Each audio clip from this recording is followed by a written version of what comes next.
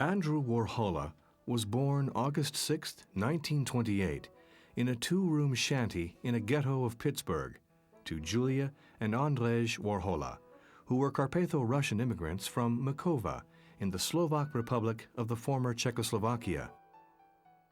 Andy's father, a construction worker, joined other Carpatho-Russian workers who had left the poverty and threatened conscription of their native Makova for jobs in Pittsburgh, where life revolved around the Byzantine Catholic Church.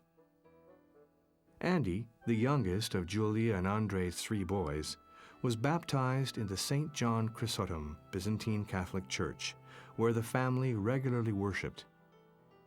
From childhood through his college years, Andy attended the lengthy Byzantine church services. Andy had three nervous breakdowns, called St. Vitus's dance, when he was a child, spaced a year apart, at ages 8, 9, and 10. His father had tuberculosis and was ill and housebound from 1939 until his death in 1942. The two older brothers were away much of the time, which left Andy at home with his mother. From 5th grade on, Andy went to the free Saturday art classes at the Carnegie Museum. Classes at the Carnegie gave Andy his first exposure to traditional art. He was admitted to the Carnegie Institute of Technology at the age of 16, where he enrolled in the Department of Painting and Design. Upon graduation, he moved to New York. Throughout the 1950s and 1960s, Warhol did a variety of commercial art projects and book illustrations. He became a sought-after, successful illustrator of chic fashions. In the early 60s, Andy did his first pop paintings, which soon afterwards catapulted him into fame.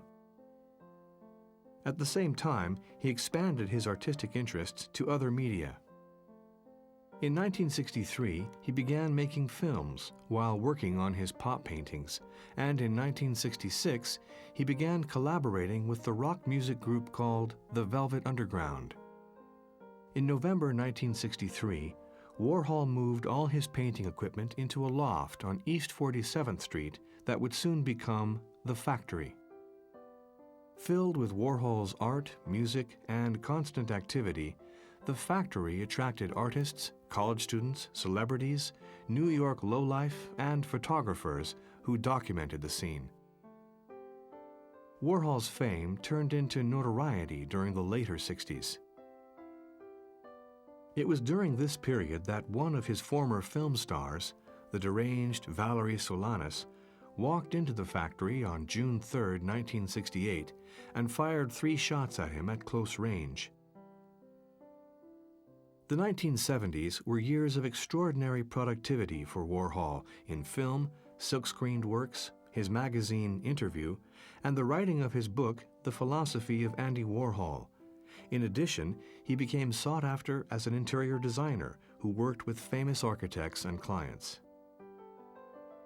Significantly, the decade before Warhol's death began with the creation of his Skull paintings of 1976 and ended with his 1986 series on The Last Supper. In this last decade, he went from the theme of death and dissolution to the theme of redemption. Warhol, previously diagnosed with gallbladder problems, was admitted to a New York hospital following bouts of persistent abdominal pain. Surgery the next day was successful, but his condition deteriorated during the night until he had become blue and had only a feeble pulse. The emergency team could not revive Warhol, who was pronounced dead at 6:30 a.m. on Sunday, February 22, 1987. The Warhol Living Room, 1946-47. One of Warhol's earliest paintings of the family living room shows a crucifix on the mantel above the fireplace.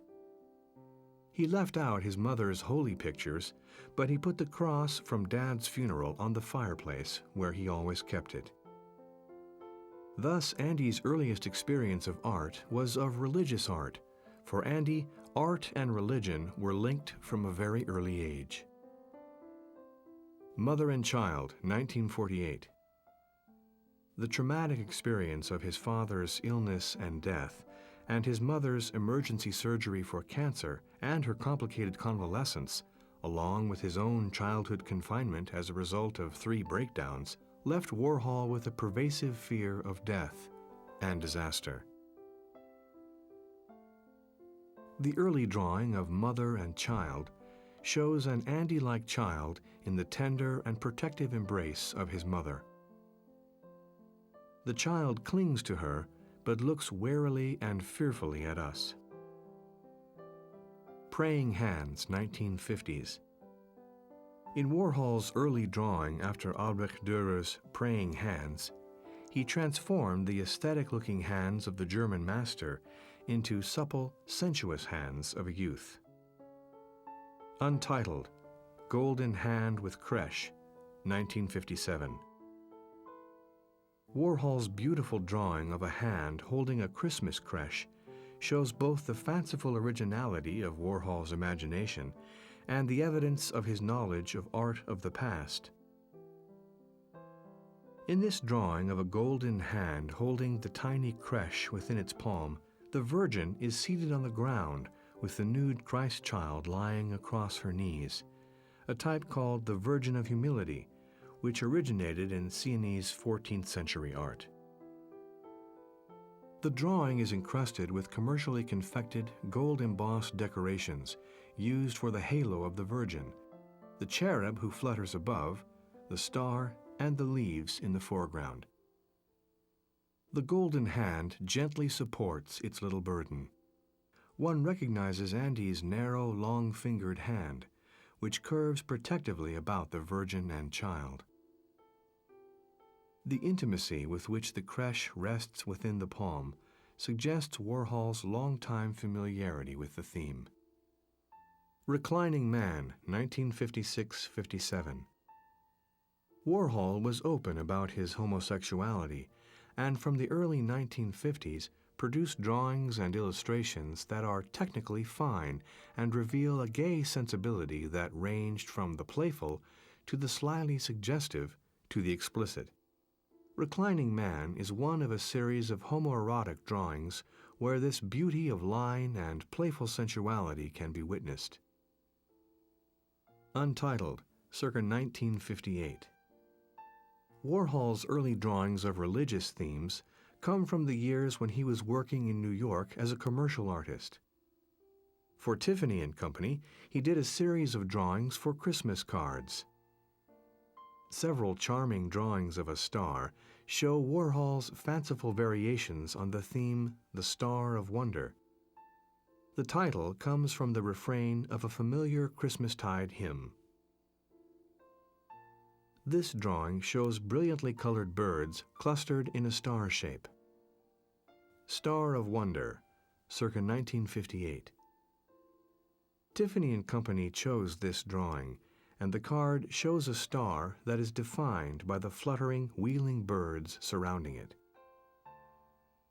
On the face of the card, Andy Warhol was inscribed in the spiky penmanship of his mother, who signed many of his works in these years. Andy's renown in the world of commercial art and fashion gave his name value. Superman, 1961. The material for his first pictures was drawn from comic strips and advertisements that appeared on the backs of tabloids, as well as from popular comic books. Popeye, 1961. Saturday's Popeye, 1961. Batman, 1961. Dick Tracy, 1961. Dick Tracy and Sam Ketchum, 1961. Nancy, 1961. A Boy for Meg, 1, 1961. Coca-Cola, 1, 1961. Coca-Cola 2, 1961. Before and After, 1, 1961. Before and After 3, 1962. His creative procedure which from 1962 was generally based on the serial screen painting technique, corresponded to a technical and media-based approach. His works were produced in the conviction that a picture was not simply a copy of something, but instead represents its real essence.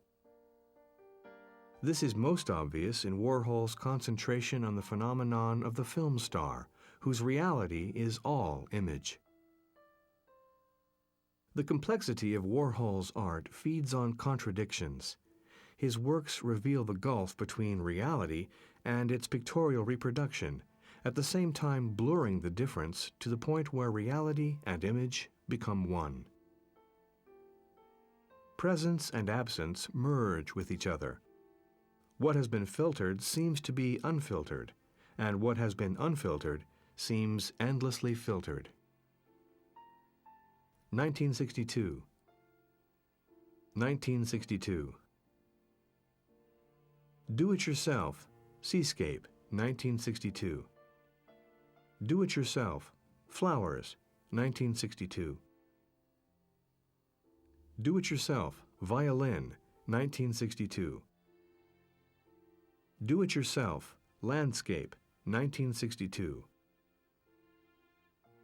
Dance Diagram, 4, 1962. Dance Diagram 3, 1962. Dance Diagram 6, 1962. $1 Bill, Silver Certificate, 1962. 1962. The small format Campbell's soup can pictures were Warhol's first attempt at series painting, that is, using a succession of images based on the same motif in various paintings. Big Torn Campbell's Soup Can, Vegetable Beef, 1962. Big Torn Campbell's Soup Can, Pepper Pot, 1962. Campbell's Soup Box, 1962. 100 Cans, 1962. In the large-scale 100 Cans, in which he used photographic material for the first time, and in dollar bills, he experiments with grid-like arrangements of serial compositions within a picture. The cans and dollar bills spread out over the canvas, seeming almost abstract in their horizontal and their vertical system of coordinates.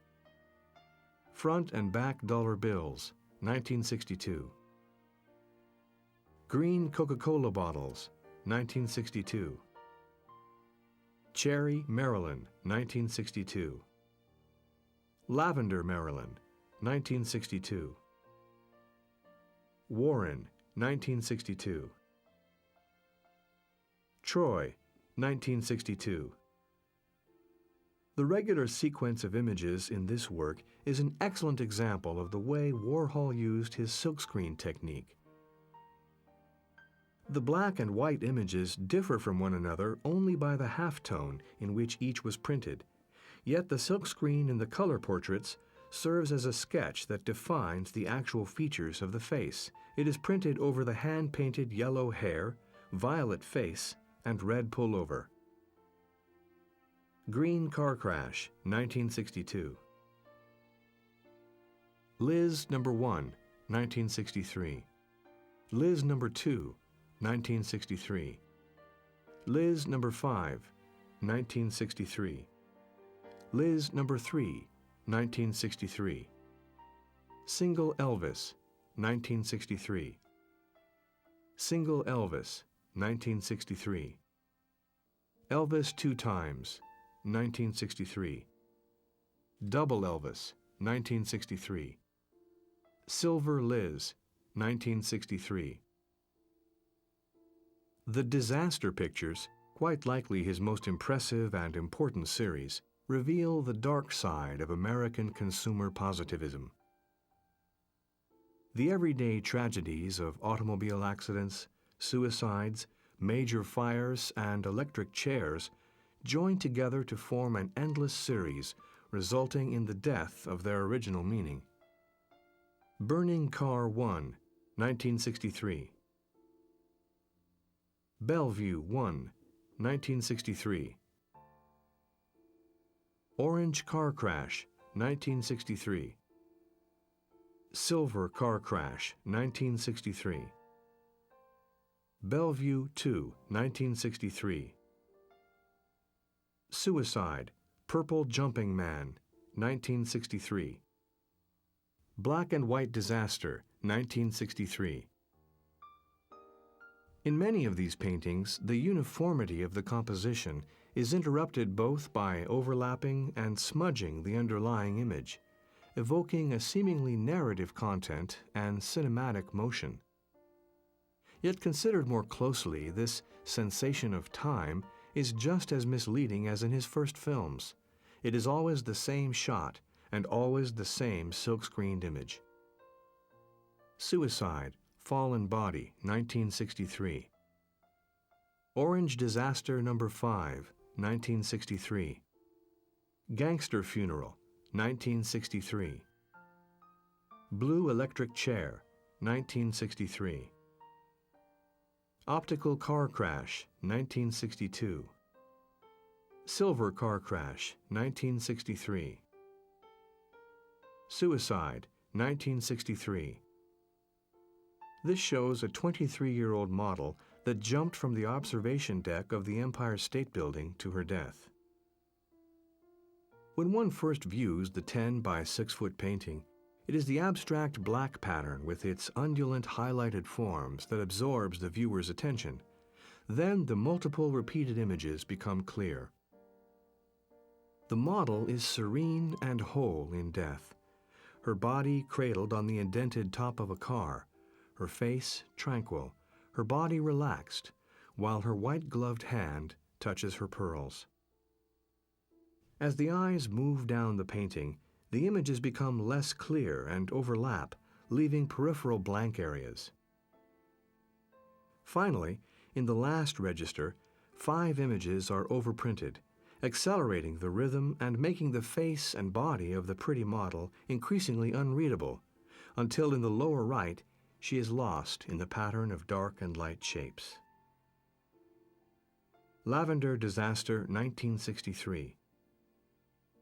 This photograph shows a room empty except for the electric chair, which is almost at its center, with light falling upon the chair. The single other visible object is a sign at the right proclaiming silence. In the Lavender Disaster, the repetition of this image is symmetrical with 3 images across the width of the painting and 5 laterally. A spectral light illumines the right-hand image, where the black shadows, which increasingly encroach upon the light, now encompass most of the room. The sign requesting silence is no longer visible. But the darkness of the lower right register seems less a negation of the image and its meaning than a coda to and a meditation on death. Flowers, 1964. The Week That Was, 1, 1964. 4-Foot Flowers, 1964. Red Jackie, 1964. 12 Jackies, 1964. 9 Jackies, 1964.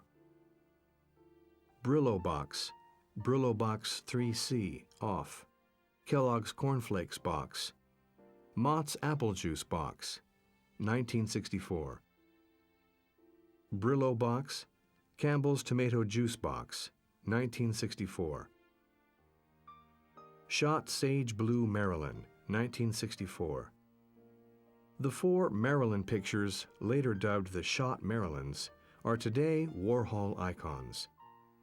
The color of the hair, face, and lips are masterfully combined with the black of the silkscreen. Shot Light Blue Maryland, 1964. Shot Orange Maryland, 1964.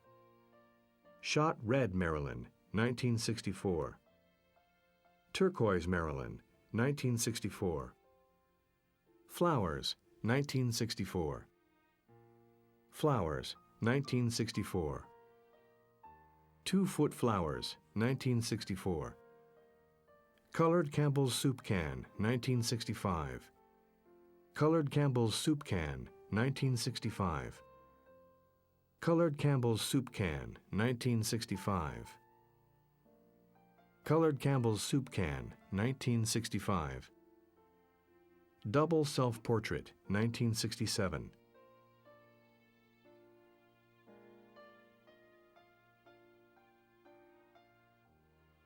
Ten-Foot Flowers, 1967. Self-Portrait, 1967. Big Electric Chair, 1967. In 1967, Warhol returned to the electric chair theme, producing a group of large single images of the chair. By printing color on color rather than black over color, he created a vibrancy of close-toned, brilliant colored light. The chair is transformed from a grotesque instrument of death into a luminous object, suggesting transcendence, much as the cross, which was used for a particularly cruel kind of execution, is seen in Christian art as a symbol pointing to salvation. Mao, 1972. Mao, 1972. Katie Jones, 1973. Warhol's portrait of Katie Jones stares forth with something of the mute appeal seen in the eyes of the Egyptian Fayum coffin portraits. Done for the mummy cases of the deceased, the Fayum portraits were presumably painted before the deaths of their subjects, since they express so directly a sense of individual personality. Katie Jones' eyes, like those of the Fayum portraits, are riveting, claiming the moment but focused beyond time. Portrait of Julia Warhola, 1974. Hammer and Sickle, 1976. The series of hammer and sickle paintings are an ever-changing cycle of still-life images in which the objects and their shadows create a fascinating puzzle. Hammer and Sickle, 1976. Hammer and Sickle, 1976. Hammer and Sickle, 1976. Hammer and Sickle, 1976. Hammer and Sickle, 1976. Skulls, 1976. In 1976, Warhol did a series of paintings of skulls. The resurgence of skull imagery accompanied punk culture and is related to anxiety over the spread of AIDS, as well as the escalating threats of nuclear war and ecological disasters. The colors of the skulls are literally shocking in their brilliance, originality, and unexpected juxtapositions. A pink skull against a green, turquoise, and apricot background. A beige skull which throws a black and scarlet shadow against an olive green and peacock blue ground. A Genetian blue skull with a jonquil yellow shadow and black and gunmetal ground. The placing of the skull varies, as do the shadow shapes, and the expression of the grinning skull differs in each painting, even though it was printed by the same screen throughout. The skull paintings are not only striking in size, but the luscious brushwork and color give this macabre subject a contradictory lyricism and gripping beauty. Skull, 1976. Skull, 1976. The shadow of the skull looks like the head of a fetus, thus death and life are here juxtaposed. Warhol subtly emphasized the fetal-shaped black shadow by placing it against a second colored shadow, which encompasses it and sets it off against the surface on which the skull is located. The beginnings of life, the fetus with its bulging head and tiny upturned nose, is here contrasted with the huge grinning skull with black, empty eye sockets. Self-portrait, Polaroid photograph, 1977. In this photograph, the vacuous, empty eye sockets of the skull make all the more riveting Warhol's eyes and his complex expression. Warhol's usually albino chalk skin is given a ruddy glow by makeup. Though his glance does not focus toward the spectator, his parted lips, with perhaps the beginning of a smile, suggest an accessibility that is markedly unusual in his self-portraits. The grinning skull on his shoulder, supported by a hand, seems in conversation with the artist. Self-portrait with skull, 1978. When Warhol was 50, he did a self-portrait based on a photo in this series. Warhol painted freely on the canvas, yellow, blue, red, and white, and then printed his own features and those of the skull in black outline. Both Warhol and the skull appear more spectral in the painting.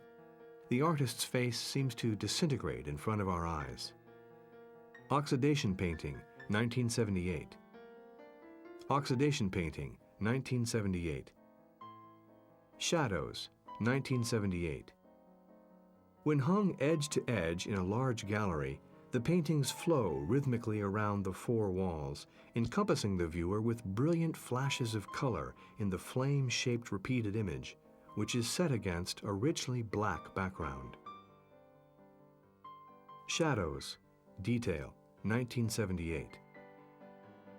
A second image, an attenuated triangle with a blurred left edge and two sloping vertical areas below, is repeated many times, usually in black against brilliant color, turquoise, apricot, scarlet, a sharp chartreuse, and a soft first spring green. The shadows unfold on walls, creating a nightmare world, a shifting kaleidoscope of brilliant full-color life set against the black shadows of a final darkness. Shadows, 1978. Big Retrospective, 1979.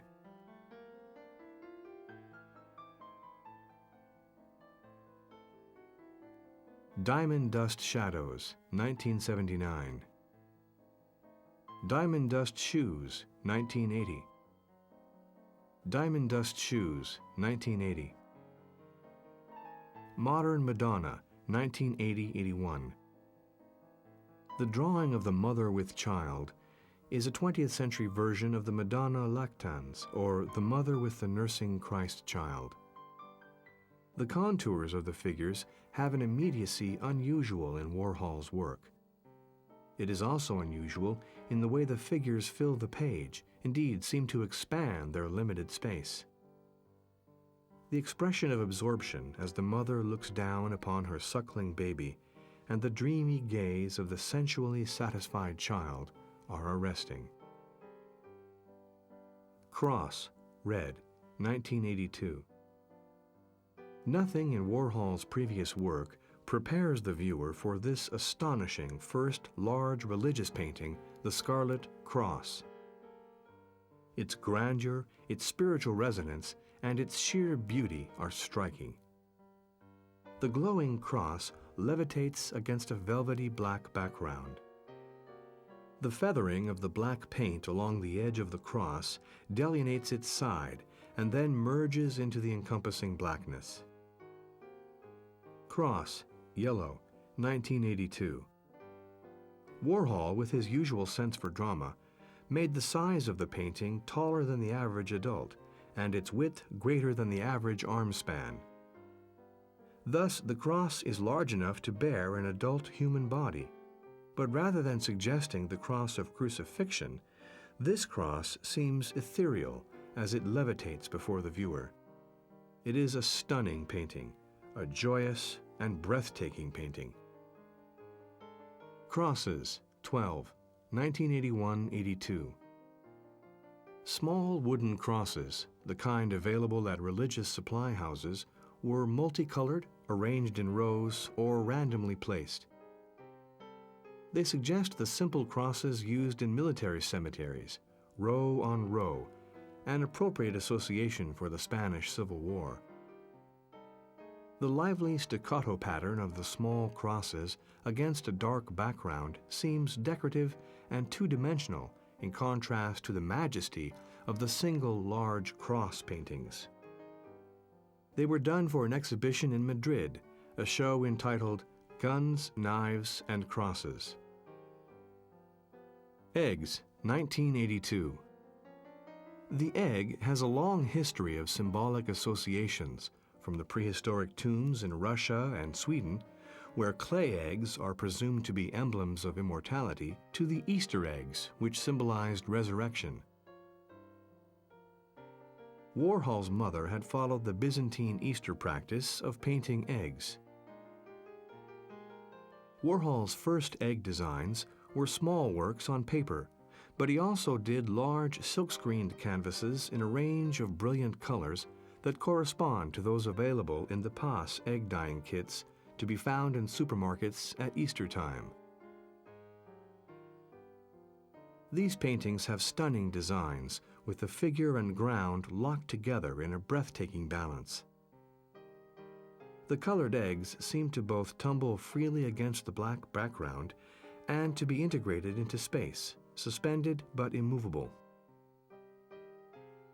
They can be seen as exuberant abstract designs or as a kind of doxology, a cry of praise. Leonardo da Vinci, The Annunciation, 1472.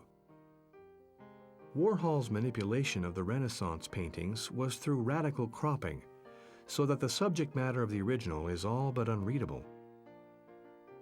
In addition, the subtle and darker palette of the Renaissance masters is replaced by a cacophony of day-glow colors that assault and delight the eyes. Details of the Renaissance paintings. Leonardo da Vinci, The Annunciation, 1472, 1984. This canvas shows the angel Gabriel kneeling on a grassy, flower-bestrewn lawn before the Virgin, who sits at an elaborate and obtrusive lectern. Warhol has eliminated the foreground and the figures and focuses instead on the landscape with its violet triangular mountain, which joins the expressive hands of Gabriel and the Virgin. The angel's hand is erect and urgent, and the Virgin's fingers are spread responsively as her hand rests on the corner of the lectern. Warhol used brilliant, high-keyed, and non-naturalistic colors and printed them in 4 different color combinations, all of them stunningly original. Details, Renaissance paintings. Piero della Francesca, Madonna del Duca da Montefeltro, 1984. We see a Renaissance architectural niche that luminously embraces a seashell, from the tip of which hangs suspended what seems a surrealist addition, an ostrich egg. The shell suggests a womb shape, within which the ovoid form of the large egg floats before us. Details, Renaissance paintings. Paolo Uccello, St. George and the Dragon, 1460, 1984. Warhol's translation of the Princess and the Dragon's spiky spotted wings and corkscrew tail suggests a segment of a comic strip rather than an episode from the legendary life of St. George. Is Warhol showing us that the feats of heroism and derring-do that make up the lives of the saints are now to be found in the comics? That the exploits of Superman and Dick Tracy are this century's mythology? Details, Renaissance paintings. Piero della Francesca, Saint Apollonia, 1984. In this case, it is Warhol's fidelity to the original painting that is noteworthy. The frontal iconic image of the saint is replicated with little marginal cropping. Even the cracks in the paint surface are delineated in Warhol's print. Saint Apollonia, the patron saint of dentists, who is said to have had her teeth torn out in an assault intended to make her recant, stands serenely before us, holding a pincher with one of her molars in its grip. Rorschach, 1984. Rorschach, 1984. Raphael, 1, 699, 1985. This looks back to Warhol's pop paintings, with its imaginative manipulation of the image and the jolting addition of a commercial price tag. It is this bright red and yellow price tag that leaps out at the viewer obtrusively. It hangs behind the head of Pope Sixtus, but in front of the arm of the Christ child. We do not see the drapery rod at the top or the windowsill below Raphael's misty, cloud-filled, cherub-filled setting. Instead, we experience the exuberant play of Warhol's wiry line and the presence of a second image, a pink Christ child, illogically placed horizontally below. Heaven and Hell Are Just One Breath Away, 1985-86. Warhol finally created paintings in which his secret but deeply religious nature flowed into his art. The Last Supper, 1986. Andy's last great work, the Leonardo Last Supper, was commissioned by Alexander Iolas, the art dealer, early in 1986. He used encyclopedia illustrations of Leonardo's painting that were reduced to traced, artless boundary lines.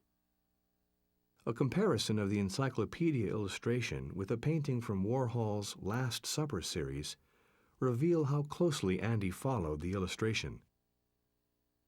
He himself called it his plagiarist style. Not only are the facial features and gestures the same, but details such as the shadows are composed of parallel hatchings that are similar. A striking difference, however, is Warhol's omission of the architectural setting and tapestried hangings on the wall. The figures about the table thus appear monumental in size, and the table seems to be pressed into our space. The Last Supper Detail, 1986. Warhol was wholly absorbed with the Last Supper paintings in this last year of his life, working on little else. He did the head of Christ over and over again, and also sketches of Christ's hand next to the glass of wine. The Last Supper Detail, 1986. This group of drawings is both finished works of art and studies that fed onto the 8 or more huge hand-painted canvases of the entire composition. The Last Supper, Wise Potato Chips, 1986. The scene is set before us, but our attention is riveted by the huge, brilliant blue and black logo that rotates in space between us and the table, obscuring some of its occupants. The Wise Potato Chips logo is an abstracted head of an owl compressed into a circular design. It is an advertising device with a play on the word wise, since the owl is a symbol of wisdom. Detail from The Last Supper, Wise Potato Chips, 1986. Be Somebody with a Body, with Christ of Last Supper, 1985-86. The large double painting, Be Somebody with a Body, crowns the series of this title. The image and title are taken from an advertisement for bodybuilding.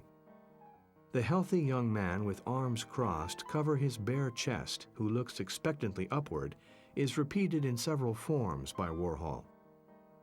The Christ, large in size and physicality, seems to reach with his left hand toward the young man, linking the Christ with the smiling young man whose head is haloed. The black contours of Christ are inscribed against a phosphorescent white background, which contrasts dramatically with the dark zone surrounding the bodybuilder. The luminosity of his body and the encompassing white radiance about his head show him transfigured and haloed. Be Somebody with a Body, with Christ of Last Supper, 1985-86. Some of these paintings have the figure of Christ of the Last Supper superimposed over the young bodybuilder. The Last Supper, The Big C, 1985. The boldest of the hand-painted canvases based on Leonardo's Last Supper is the 30-foot-long canvas titled The Last Supper, The Big C, with 4 images of Christ and the group, at the left of Thomas, James, and Philip, painted in various sizes, with the startling addition of 3 motorcycles, as well as logos and a price tag. The primary colors, red, yellow, and blue, highlight the logos and the largest motorcycle. In this vast Last Supper painting, the reference to the fearful scourge of cancer, the Big C, is surrounded by small, big, and bigger images of Christ. The Christ is another Big C. The Last Supper, Dove, 1986. Our attention is riveted by the obscuring and alien commercial logos that jump forth at the viewer. The corner of the price tag for 59 cents, the Dove soap logo, and also the General Electric logo. The wit and humor of juxtaposing the sacred and the secular engage and startle the viewer. Dove in word and image is familiar from Dove soap packages, and GE from packaged light bulbs, electricity and soap, thus power and cleanliness. Some will remember the old adage, cleanliness is next to godliness. Significantly, the dove levitates above the head of Jesus. Andy would have known the accounts of the baptism of Jesus by John the Baptist, when the heaven was opened and the Holy Spirit descending upon Jesus in bodily form like a dove. As for GE, we bring good things to light, can be seen as a metaphor for creation, when God separated light and darkness and found his creation to be good. God brings good things to light. GE as a symbol for the Creator, the dove for the Holy Spirit, and Jesus here delineated at the Last Supper, the three make up the Holy Trinity. The price tag? Does it mean everything can be purchased? Or perhaps the meaning that not everything can be purchased? Or again, the 59 cents, which even in 1986 would not have bought much, may refer to a devalued currency and devalued religious images, which are here juxtaposed. This arresting painting suggests multiple meanings. 10 punching bags, with Christ from Last Supper. The strangest of all these Christ images are the 10 white boxers' punching bags, which have the Christ image drawn on them by Warhol, with additional designs and phrases painted by Jean-Michel Basquiat. Christ 112 Times, 1986. In this vast panorama of repeated images, the face, features, and shoulders of Christ at first lose their identity and dissolve into an abstract pattern.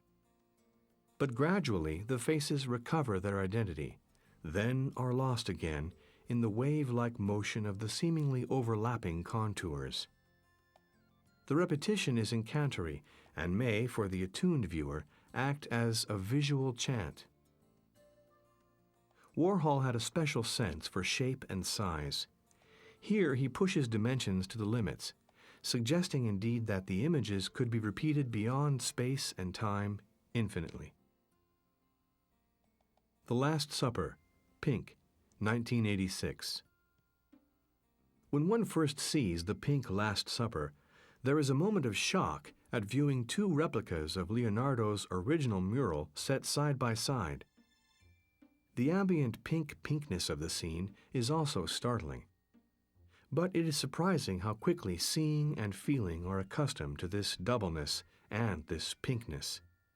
The Last Supper, Red, 1986. At first viewing, this glowing red painting is startling with its upside-down panels adjacent to right-side-up panels. The effect should be disorienting, or at the very least, disquieting. The strong vertical of the glowing red tablecloth with the velvet black shadows below the cloth knit the composition together. Looking from left to right, this black and red horizontal is at the upper border and continues to alternate top and bottom as the eye moves from left to right. The rhythm of these alternations is slow-moving and lyrical. Detail from the Last Supper, Red. The Camouflage Last Supper, 1986. The camouflage pattern spills over the vertical edges, functioning as a kind of frame on either side. The camouflage pattern covers and partially veils the features of Jesus' face, as well as the faces of the two groups of apostles to the left and right of him. In the groups at either end of the table, the picture puzzle pattern of camouflage has odd-shaped, light-toned areas that seem to highlight the eyes of Simon and Jude at the extreme right in both scenes. The Apostle Jude, who is second from the right, looks anxiously and searchingly towards us. The three apostles at our left, Bartholomew, James the Greater, and Andrew, seem to peer at the Christ with intensified emotion. Detail from the camouflage Last Supper. Last Self-Portrait, Camouflage, 1986. He used the camouflage pattern for this late self-portrait, in which a very large image of a cadaverous, white-wigged, tragic-looking Warhol peers toward the viewer with an unfocused, far-seeing gaze. The Last Supper, Christ, 1986. This Christ image, silk-screened over pieces of colored paper that have been adhered to a heavy sheet of background paper, is lyrical and reverential. Isolated from the actions of the apostles, and with the setting of the room minimized, the focus on the Christ is intensified. We become aware of the inward and remote expression of his face, and how it contrasts with the self-offering gestures of his hands. 60 Last Suppers, 1986. The viewer is impelled into a physical relationship with it, for the entire painting can only be seen by stepping way back from the wall where it hangs. Then, having studied the grid pattern of repeated images, we are drawn forward to examine the individual images, how they are joined, how the blackness of the left and back walls in the repeated rooms makes the light on the right wall and the light about the 60 times repeated Christ seem phosphorescent. The Last Supper, 1986. Camouflage Boys, 1986. Joseph Beuys, 1986. Joseph Beuys, 1986. Self-Portrait, 1986. Self-Portrait, 1986. Skeletons, 1987. The composition is made up of 4 stitched-together photographs of skeletons. The dynamism and beauty of the skull paintings contrast in mood and in medium with these starkly lit black and white skeletons, who are in search, it seems, of something, their past fleshy selves, or an identity for their anonymous gropings. Andy Warhol's studio at the time of his death. The picture shows a moment arrested in time, when the artist's presence seems almost palpable, before inventorying and removal of the contents of his studio. Program for the Warhol Memorial Mass at St. Patrick's Cathedral, 1987.